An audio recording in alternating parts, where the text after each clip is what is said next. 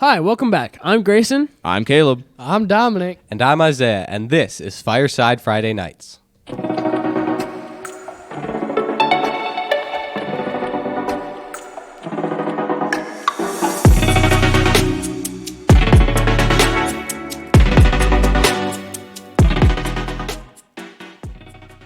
Welcome back to Fireside Friday Nights. So, a few weeks ago, we were at a men's retreat, and the speaker brought up a really good point of getting a person that we can rely on, kind of like getting a brother that has that accountability, that someone that kind of like that someone that you can always trust on and you can learn from in difficult times. And as teenage guys who have known each other for 10 plus years, we've had a lot of deep discussions and questions that we've asked each other for, and which is also a partial reason of why we started our podcast. And so we thought that discussing brotherly relationships would be a nice shorter topic for us to talk about. But before we get into it, make sure that you like the episode, subscribe to us on YouTube, follow us on Twitter, and wherever you get your podcasts, and turn on notifications. So, boys, as guys who've known each other for 10 plus years, how do we feel that our bond has grown, just like as people, or as friends, as, let's say, brothers, quote unquote? How do we think our relationships have grown? How have we seen each other like actually benefit from having that brother, that accountability partner? I think it has grown a lot because, like you said, we've been together for 10 plus years. And we know, like, where the lines are sometimes, like what to cross and what not to cross. But I do think along with that, sometimes that line needs to be crossed. oh yeah, there needs to be some hard truths that needs to be said. Yeah, so Grayson's dad said he would rather take a hard truth over a soft lie. Like, and 100% of the time. Yeah, like... I mean, that's a good, and that's a, I think I agree with that, right?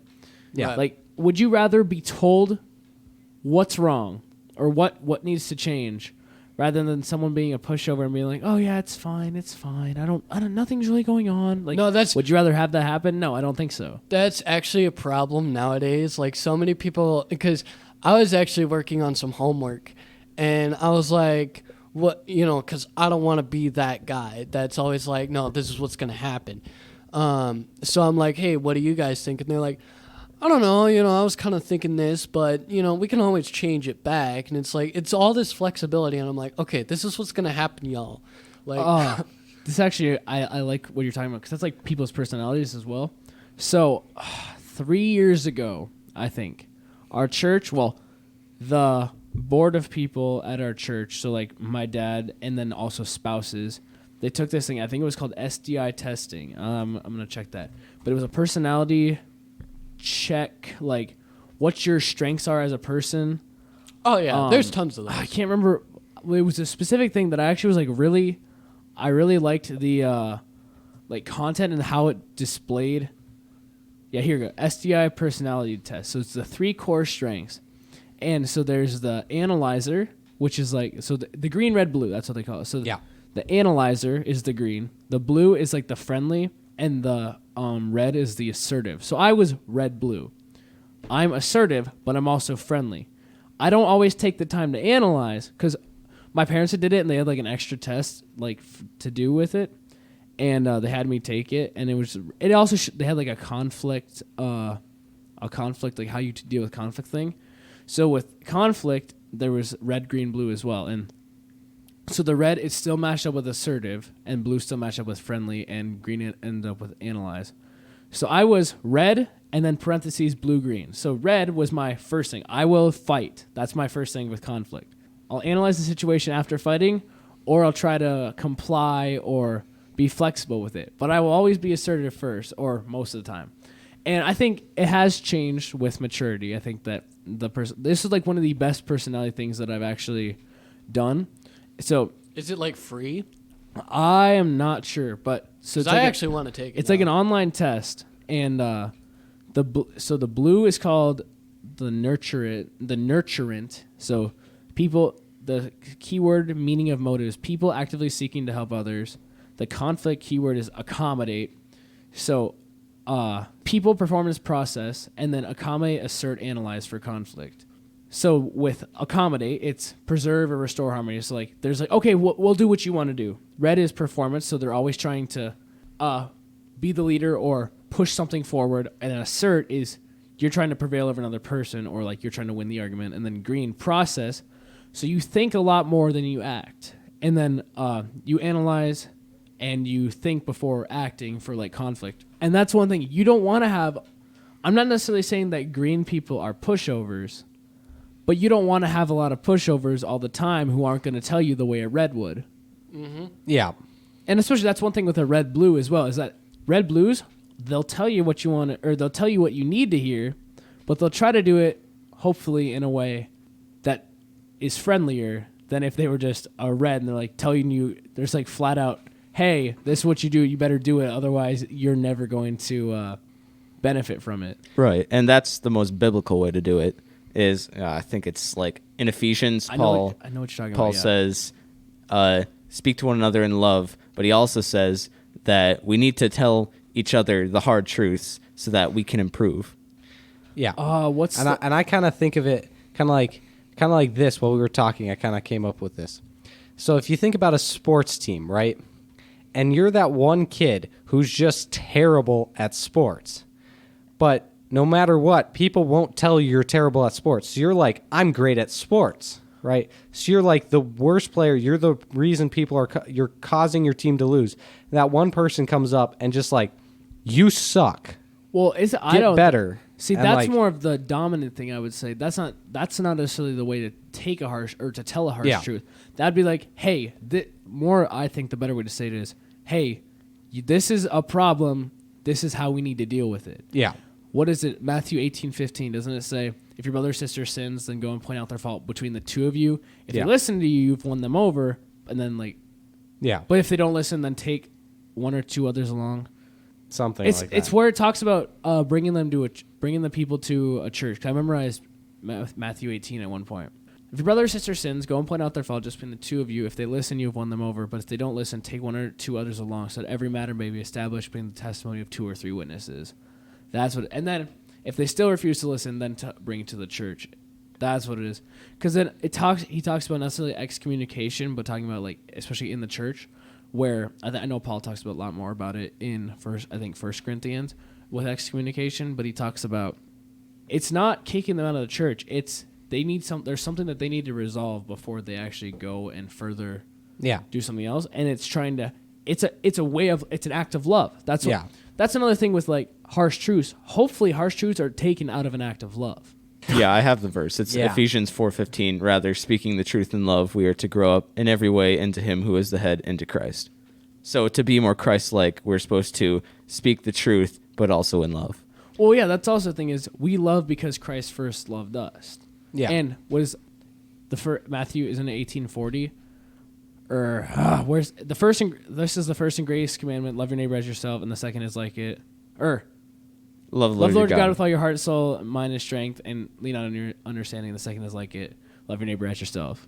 I don't remember what the reference is for that section, but yes, love is something from God. So if we're showing each other in an act of love out of reverence to God, like acting as God would, we don't need to be tearing people down, but we need to show them in constructive ways, such as in a brotherly relationship. Like, okay, I gave my testimony when me and you were working at camp, Dominic, and I said, I don't have any actual biological brothers, but I have a group of brothers who are actually like, that we've grown together as men Yeah. throughout our lives in many different scenarios. And we've told each other so many things, like, what are you struggling today? Like, Yeah. is there things like, I know during that men's retreat that we were at, Grace and I were kind of having a conflict, and I was like, yo, we kind of need to like point this out. And we talked about it, and it actually got resolved. And it's just stuff like that. Like, people need to have that accountability or to that set that, or hard truths to tell them like, hey, this needs to like change. Yeah, and even with like conflicts, one reason, like I had told you, I said, with me, especially if we're arguing about something, I'm telling you not to do something. A lot of it is like I know a lot of people have like a subconscious protective conscience where it's like they're not going to have someone do something wrong if they can tell them or if they can possibly prevent it. Like, there's so many people who actually, like, I feel like need it because they're hiding in, like, their own corner, or they're not being socialized because they're thinking something kinda socialize is through this, and they're not having that face-to-face. So kind of like, it's like, as Christian brothers, like, we are all kind of accountable for each other, and that's been helpful in, like, going Yeah, to, like, I guess- what ways. I guess that I can kind of agree with that because you see people who don't have a lot of friends around them. Like, you've seen people, and it's not always that you are necessarily the person that they need to talk to, but you know that they need to talk to someone. Yeah. Right. And I think that's also the thing with like therapy too, where they're seeking someone to talk to. They're seeking someone.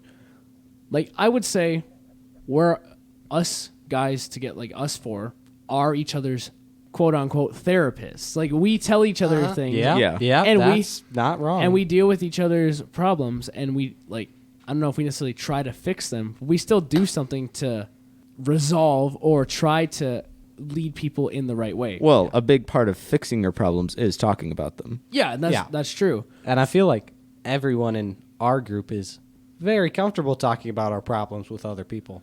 And so say talking about problems just like in your personal life, like what would you say would be a reach out point to where it's better to go with someone that you know you can trust rather than someone who's getting paid to trust that you can trust them?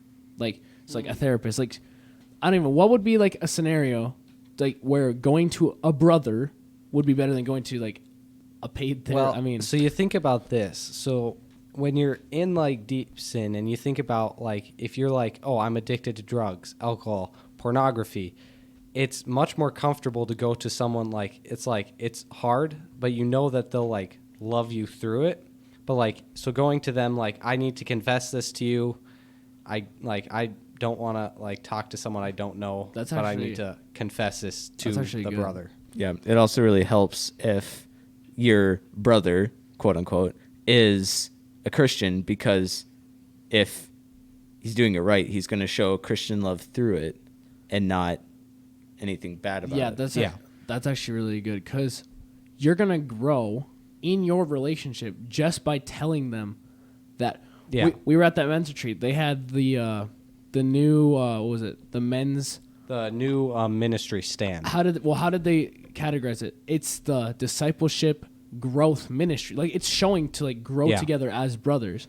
And they had like their 3 test participants that did it. The one guys didn't even start, the one guys failed, and the other guys held through. And they talked about how their bond, just as people who work together and as people who went to the same church and as friends, as brothers, they were just friends. They weren't even brothers, but they said they grew together through that and felt like they were practically like knew everything about each other. Yeah. Yeah. And it was also really cool because we had a prayer time at the end of one of the nights. And even though, because they had all these pastors that came up and that you could go up and pray with one of the pastors. And most of us didn't know any of these other pastors, but because they were all Christian, we could still love each other in a Christian way. So even though they were strangers, you can still talk about your problems Yeah. with them. And Yeah. even that night, I was sitting next to Dominic, and we kind of just like, I mean, we prayed, but it was mostly just like talking about what's going on, like what's going on in our lives, like what do we need to talk about, and that's kind of how the slight conflict that was actually going on between us, like that. I mean, it wasn't And like, it was Tyler too. it wasn't even well. it wasn't something that was like breaking us down or like Yeah. destroying us really, but it was like just something that needed to be resolved in our relationship together, in our friendship Yeah. as guys. And I guess another one I thought of was like, if you go to like, so, you know, like the 5 stages of grief, like denial, anger, depression, bargaining, acceptance. Yeah. What I was just thinking of is like, if you're going through like grief, say a loss of a sibling, child, parent, friend. I feel that it's better to go to a friend. Well, especially if like someone else knew them and you can go through the grief together. Like, Yeah. I know, I guess it's kind of my mom has had many scenarios through pregnancy where she has been able to help other women, and that has helped her grow closer in her relationships to those people through her experiences that she's went through as a person. It definitely helps when like that brother figure, if you will, went through similar scenario with you when, you know, maybe sometime or a while back when, of course, like if they know the person, then it would help, because if they didn't know the person, then they would be like, that sucks, but, you know, I'll still, like, obviously I don't know, but I don't know where I'm going with this, but it's definitely helps when that brother figure knows what you're going through, because then you can sympathize for them. Sympathize, yeah. Or Much empathize, too. Empathize, Yeah. more easier. So And oftentimes, you don't know if they're going through the same things. It's oftentimes like you share that you were going through this, and then sometimes they'll confide that maybe they're going through the same thing, and then you work through it together. And that's also a thing, I guess. What I guess kind of talking about grief and like going through things together is that, say someone like your let's say that there's two friends and the one of them, their child just died. Say like, or maybe their newborn just died. Okay, and they're like, I'm so sorry. Oh, I have no idea how you feel. And then they're like, what are you saying sorry for? You didn't do anything. And then, or it's people like, they try to correlate your grief to something else that they've went through. Like, oh, I know exactly how you feel.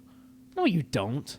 It's everyone's grief. Every experience is different. Like, yes, you might know what it's like to lose somebody, but in reality, you can't actually empathize with how that person's feeling. Like on a full, like you can get close, but you don't know how that person's actually feeling. And then like oftentimes it's kind of like, oh, I'm sorry you lost this person. Like, you kind of like it's hard to like know what to say without like you can Do you offend them. talk about it? Like that's you normally can what it is. Yeah, like you can offend someone so easily in those situations. Yeah, and I mean I think that's also part of our sinful culture too, though. Yeah.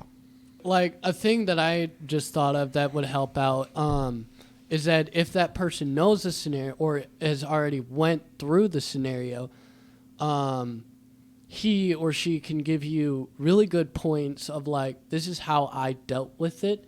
Maybe it's not in the same scenario as your situation, but this is how I dealt with it. Yeah. This is how I got it done. So Maybe it'll help for you. So if you've like gone through a similar scenario, what I would actually say is you're like, I know you're suffering. I'm here for you if you need me. Like you don't I'm not going to give you like, oh, this is how you deal with your grief. Yeah. Because everyone deals with it differently. I'm going to be like, I'm here if you need help. I also feel like that's a better thing with like especially Christian leadership guidance. Yeah. And it's also, I think, especially people go down to like the addiction path to find someone who's went through the same thing. Yeah. That's probably like one of the best ways to do it would be because that's more of a way of people like they know what you're like, they know what it's like. They know what the dependency is like. Yeah, they know the feelings that come with it And and I how mean- hard it can be to give up the addiction.